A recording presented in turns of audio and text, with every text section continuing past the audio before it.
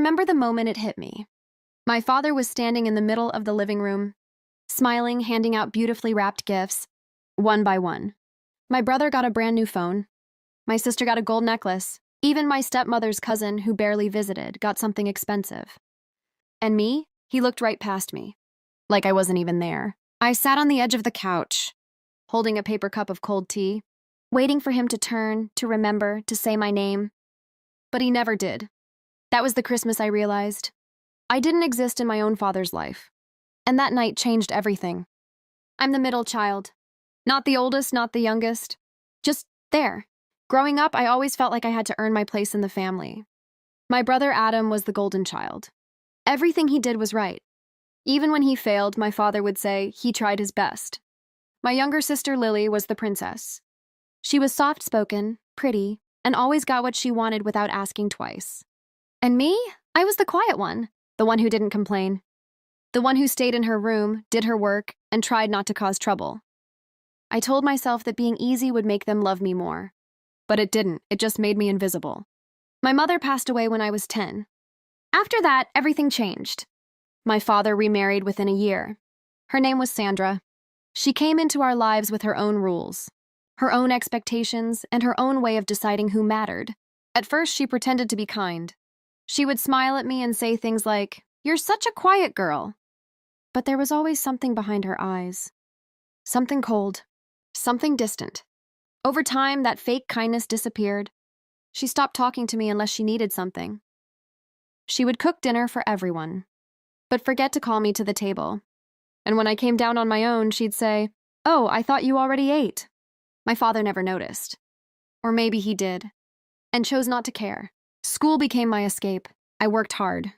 I stayed late. I joined activities just so I didn't have to go home early. My teachers liked me. They said I was responsible. They said I had potential, but none of that mattered at home. No one asked about my grades. No one came to my school events. I remember one time I won a small award for writing. I was so proud. I came home, holding the certificate like it was something precious. My father was watching TV. I stood in front of him and said, "Dad, I got first place." He didn't even look at me. He just said, "That's nice," and turned the volume up. That was it. That was the moment I stopped trying to impress him. But even then, I still hoped, especially during holidays, because holidays were supposed to be different, right? They were supposed to bring families closer. They were supposed to be warm and full of love. So every year I told myself, maybe this time will be different. Maybe this time he'll see me. Maybe this time I'll feel like I belong. That Christmas, I was 16. I remember waking up early. The house was quiet. The tree lights were still on from the night before, glowing softly in the dark. There were gifts underneath. So many gifts, wrapped in shiny paper, tied with ribbons. I walked closer, my heart beating a little faster. I scanned the tags. Adam, Lily, Sandra. Even names of relatives who were coming later. I kept looking. My hands started to feel cold. I checked again, slowly, carefully. But my name wasn't there. Not once. I told myself it was a mistake. Maybe my gift was hidden somewhere else.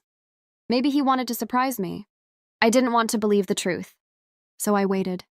When everyone woke up, the house filled with noise, laughter, music, the smell of breakfast.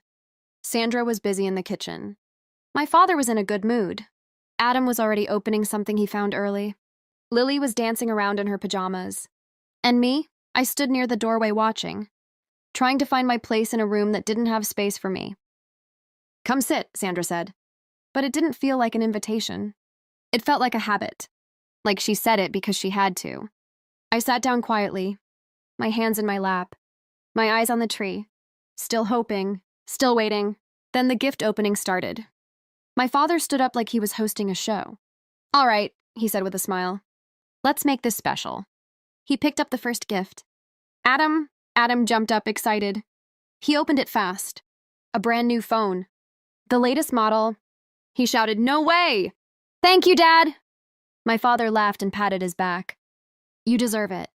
Then came Lily's turn. A gold necklace. She hugged him tightly. "I love it." Sandra clapped. Everyone smiled.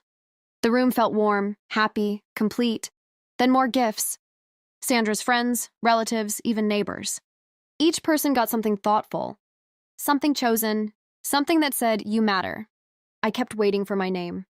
Just one moment, just one call, but it never came. At some point, I realized something painful. There were no more gifts left. The space under the tree was empty, completely empty, except for wrapping paper and silence inside me. I looked at my father. He was laughing with Adam, talking about setting up the phone. Like nothing was missing. Like no one had been forgotten. I wanted to say something. I wanted to ask, "Did you forget me?" But the words stayed stuck in my throat. Because deep down, I knew the answer. I wasn't forgotten. I was ignored. Sandra glanced at me, just for a second. And there was a small smile on her face. Not a happy smile. Not a kind one. A quiet, knowing smile. Like she understood exactly what was happening. And she was okay with it. That's when it hurt the most. Not because I didn't get a gift, but because I finally saw the truth clearly. I wasn't part of this family. I was just living in their house. I stood up slowly. No one noticed. I walked to my room, closed the door, and sat on the floor. I didn't cry right away. I just sat there, staring at nothing, trying to understand how I could feel so empty on a day that was supposed to be full. Then the tears came. Quiet at first, then harder, until I couldn't breathe properly. That night, while everyone was laughing downstairs, I made a decision. A quiet one. A strong one. The kind that doesn't need to be spoken out loud. If I didn't exist to them, then one day, they wouldn't exist to me either. And I would make sure of it. That night, I didn't go back downstairs. I could hear them laughing, plates clinking, music playing softly in the background. It sounded like a perfect Christmas. Just not mine. I lay on my bed staring at the ceiling. My eyes were swollen, but the tears had stopped.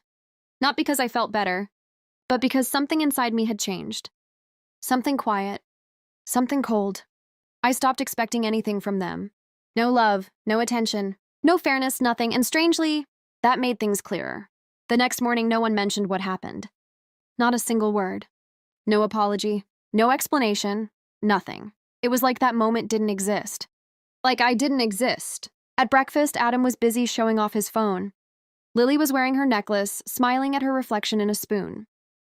Sandra was talking about how perfect the evening had been. And my father? He didn't even look at me. I sat there eating quietly. And for the first time in my life, I didn't feel hurt. I felt done. That was the beginning. Not of my pain, but of my plan. I didn't suddenly become loud or rebellious. I didn't argue. I didn't complain. I did the opposite. I became even quieter, even more invisible. But this time, it was by choice.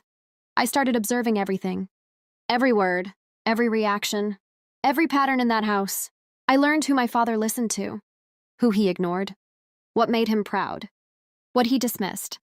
And I realized something important. My father didn't care about emotions. He cared about results, status, success, recognition. Adam got attention because he was promising. Lily got attention because she made the family look good. Sandra controlled everything because she knew how to manage my father's image. And me? I had been trying to earn love the wrong way. I was quiet, kind, helpful, but none of that mattered to him. So I changed my strategy. If he only respected success, then I would become successful. But not for him.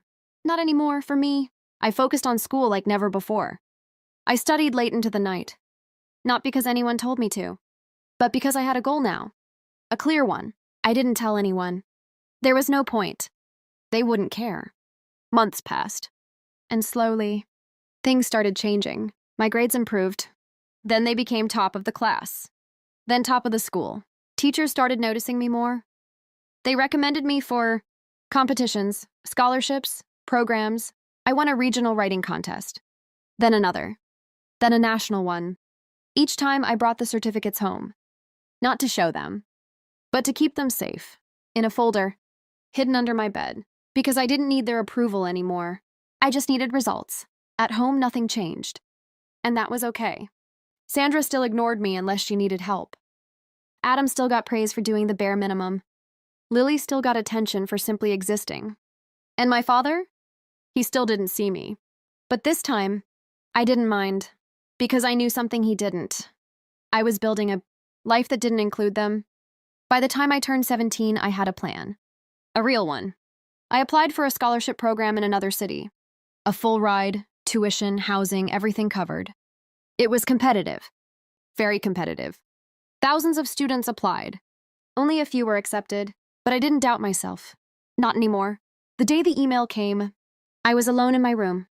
I opened it slowly, my hands slightly shaking. Congratulations. That's all I needed to see. I got in. For a moment, I just sat there, staring at the screen, reading the words again and again. Then I smiled. A real smile.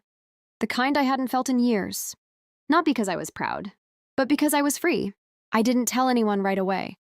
I wanted to see something first. So I waited. A few days later, a letter came to the house. Official, stamped, addressed to me. Sandra picked it up. She looked confused, then slightly annoyed. "What is this?" she asked. I took it from her calmly. Just something from school. She didn't push further. Because, as always, I didn't matter enough. That night, I placed the acceptance letter on my desk. Out in the open. Not hidden, not protected. And I waited. My father came into my room later. Not to talk, just to grab something he had left earlier. His eyes landed on the paper. He paused. For the first time in years, he actually looked at something that belonged to me. He picked it up. Read it, once, then again. "What is this?" he asked. I stayed calm. "It's a scholarship." He looked at me, confused. "Full scholarship?" I nodded. There was silence. A long one. Then he said something I didn't expect. "Why didn't you tell me?" I looked at him. Really looked at him. And for the first time, I didn't feel small. I didn't think you'd care. The words were simple, but they landed hard. He didn't respond right away. He just stood there, holding the paper, like he was trying to understand something that had always been in front of him. But he never noticed. That was the first crack, but I wasn't done. Because this wasn't just about being seen. This was about being remembered. And I was going to make sure they never forgot me again. After that moment, things in the house felt different. Not warmer, not kinder, just uneasy. My father started noticing me. Not in a loving way, more like he had just discovered something unexpected. Something he didn't fully understand. He asked small questions. "What are you studying these days? When do you leave? How long is the program?" I answered politely. Short, calm, no emotion. Because now, I was in control of how much of myself I gave. And I chose to give very little. Sandra didn't like the change. I could see it in the way she watched me, the way her tone shifted. "Oh, so now you're special?" she said one evening, her voice light but sharp underneath. I didn't respond. I didn't need to. Because for the first time, her words didn't touch me. Adam tried to act supportive, but it felt fake. "Good for you," he said, without even looking up from his phone. Lily was curious.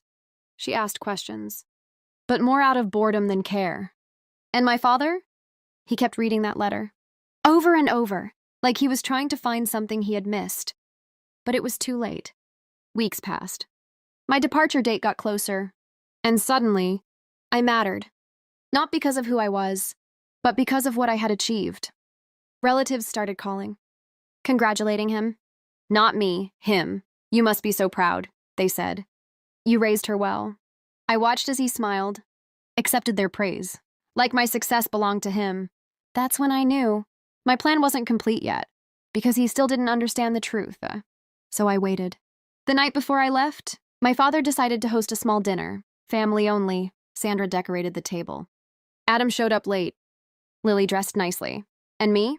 I sat quietly, observing, just like I always did. Dinner went on as expected. Small talk, polite smiles, nothing real. Then my father stood up. He cleared his throat, tapped his glass. "I just want to say something," he began. Everyone looked at him.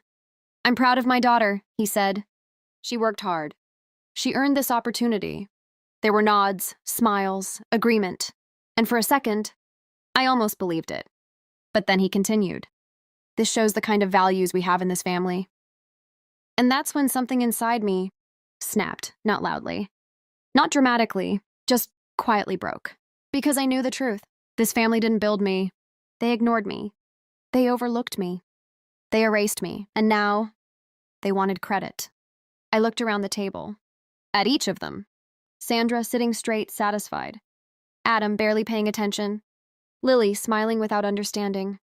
And my father, waiting for approval. That's when I made my move. I stood up slowly.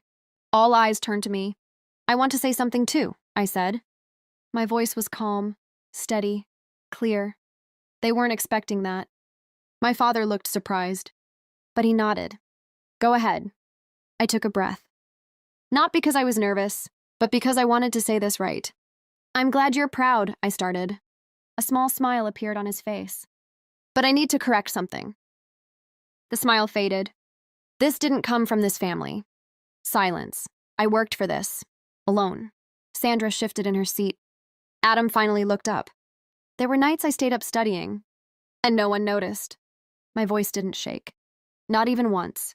There were awards I brought home, and no one asked about them. My father's face changed, slightly. And last Christmas, I paused. The room felt heavier. I sat in this house, while everyone received something.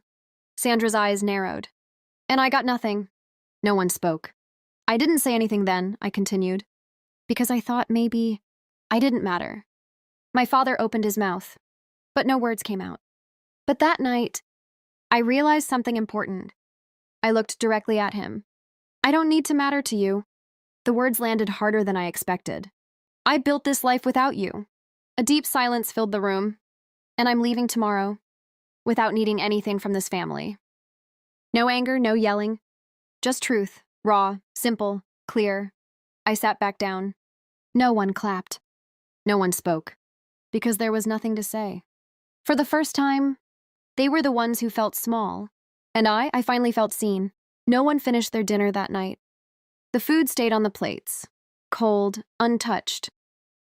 My father sat there, staring at the table, like he was trying to replay every moment I had just spoken about, like he was searching his memory, and finding nothing.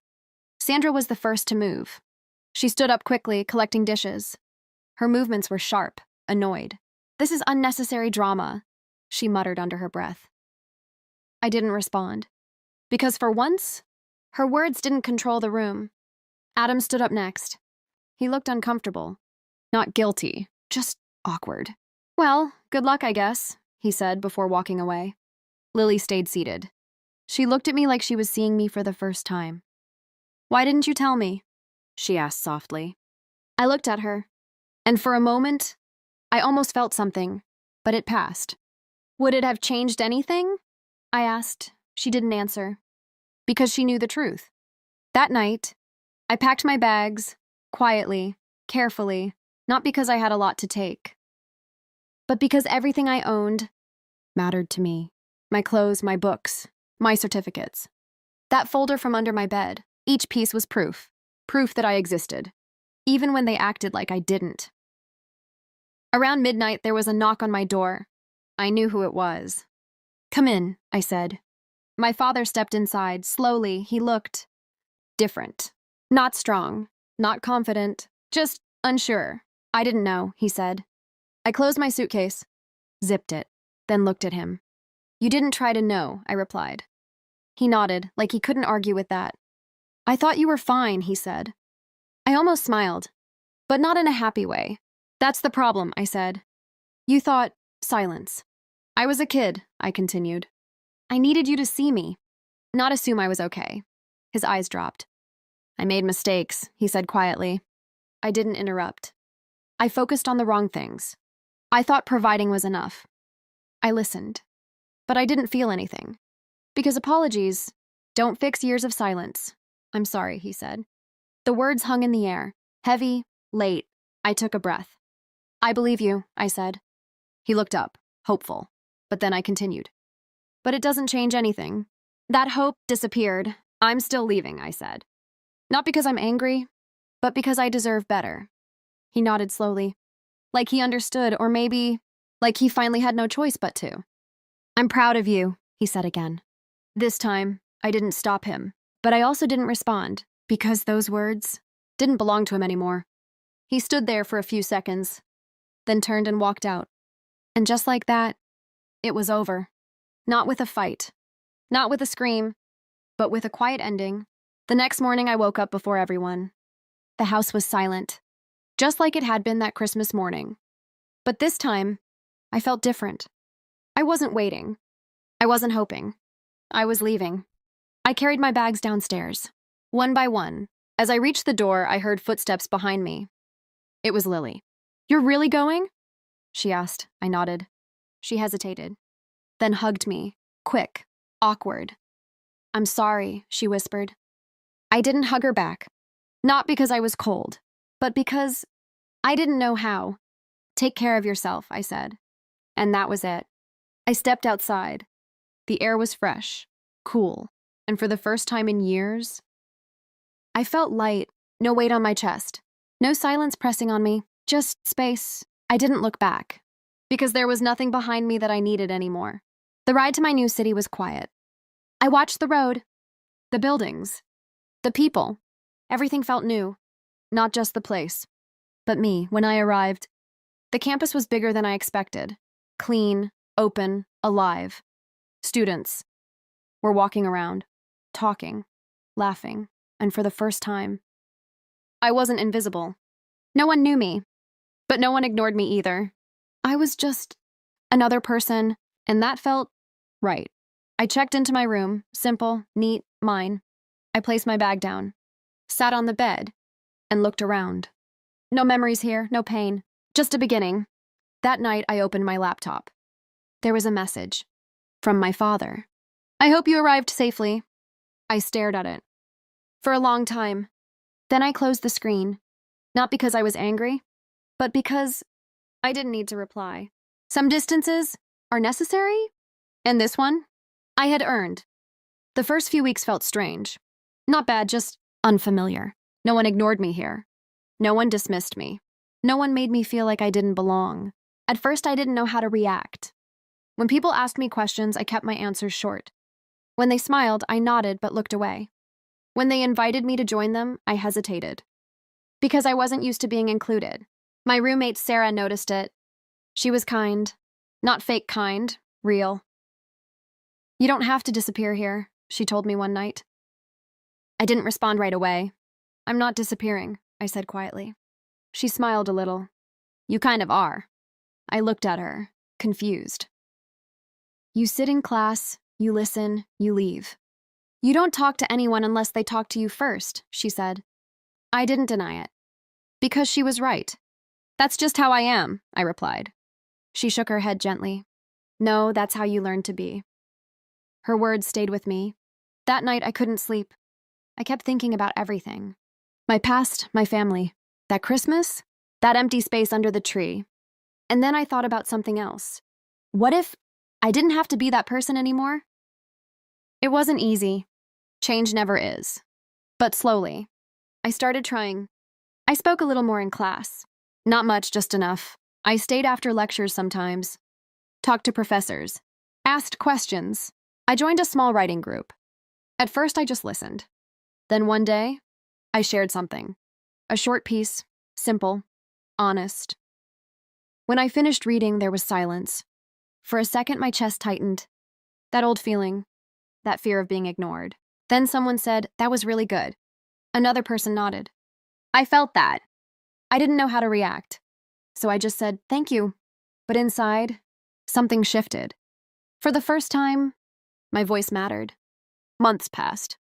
I became more comfortable, more present, not loud, not dramatic, just real. My grades stayed strong. My writing improved. I even started helping others, editing their work, giving feedback. People began to respect me, not because I tried to please them, but because I was honest, and that felt different, better. One afternoon, I received an email. It was from a professor. He had submitted my work to a national competition. Without telling me, "You have something rare," he wrote. I thought others should see it. I stared at the screen. That feeling again. Not pride, not excitement, recognition, real recognition. A few weeks later, the results came in. I won, first place. I sat there holding my phone, reading the message again and again. Then I laughed, softly, not because it was funny, but because it felt unreal. All those nights, All that silence, all that pain, it had led me here, to a place where I wasn't invisible anymore. That evening, the university held a small event to celebrate. My name was announced. People clapped, smiled, looked at me. And for the first time in my life, I walked to the front of a room without feeling small. I accepted the award, simple, calm, but inside, I felt something strong. Not anger, not sadness, closure. Later that night, I returned to my room. Sarah was waiting. "I knew it," she said, jumping up. She hugged me tightly. "You deserve this," she said. This time, I hugged her back. Because now, I knew how. After she left, I sat alone. The room was quiet, peaceful. I opened my phone. And there it was again. A message from my father. "I heard about your award. Congratulations. I'm proud of you." I read it once, then again, and for a moment, I felt something. Not pain, not anger, just distance. A calm, quiet distance. I typed a reply. "Thank you." That was it. No emotion, no explanation. Just 2 words, because that's all he had earned. And strangely, that felt enough. Months later, I was invited to speak at a small event. Students, teachers, guests, they asked me to talk about my journey. At first, I didn't want to, but then I realized this was my voice, and I wasn't going to hide it anymore. So I said yes. The day of the event, I stood backstage, holding my notes. My hands were steady. Not because I wasn't nervous, but because I knew my story mattered. When they called my name, I walked out. The lights were bright. The room was full. I took a breath. And I began. I used to think I didn't exist. The room went silent. And for the first time, everyone listened. I used to think I didn't exist. The words left my mouth slowly, clear, honest. The room was completely silent. Not the uncomfortable kind. The kind where people are waiting, listening. I grew up in a house where being quiet meant being invisible. I continued. I didn't rush. I didn't try to impress anyone. I just told the truth. I thought if I stayed out of the way, if I didn't cause problems, if I made things easier for everyone, I would be loved. A few people in the audience nodded. But that's not how it worked, I said. I paused for a moment. There was a Christmas where everyone got something. Except me. I didn't look down. I didn't hide.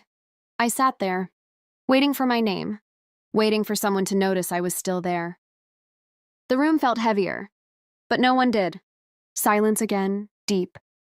And that night, I stopped waiting. I let those words sit.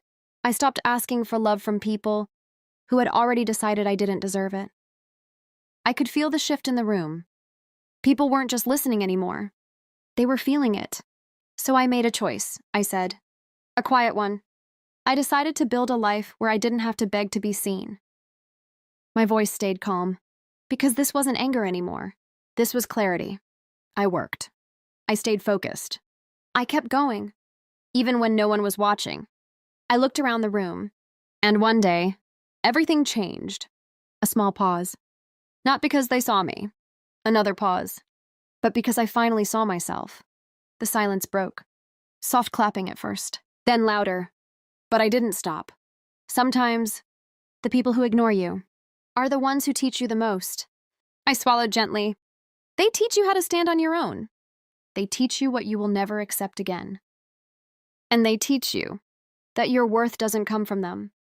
I stepped back slightly. My story isn't about revenge, I said. It's about choosing yourself when no one else does. And then I finished. Thank you. The room filled with applause. Not loud and chaotic, but strong, real. I stood there for a moment, taking it in. Not for validation, but for closure. Because this time, I wasn't invisible. After the event, people came up to me. They thanked me, shared their own stories, told me they understood. And for the first time, I realized something important. I wasn't the only one. There were so many people who felt unseen, unheard, unwanted, and somehow, my voice had reached them. That mattered more than any award. That night, I walked back to my room alone. The campus was quiet, lights glowing softly. I felt calm, not empty, not heavy, just at peace. When I reached my room, I sat on my bed. And for a moment, I thought about everything. My childhood, that house, that Christmas, and my father. I picked up my phone, opened his last message. "I'm proud of you." I read it again. But this time, it felt different. Not painful, not frustrating, just distant. Because his words didn't define me anymore. They didn't add anything, and they didn't take anything away. I placed my phone down and lay back, staring at the ceiling, just like I used to. But this time, I wasn't wondering if I mattered. I already knew, and that was enough. If you've ever felt invisible, if you've ever felt like you didn't belong, remember this. You don't need everyone to see you. You just need to see yourself. And once you do, everything changes. If this story touched you, don't forget to like, share, and subscribe. And most importantly, subscribe Wage Revenge Stories for more real, powerful stories like this.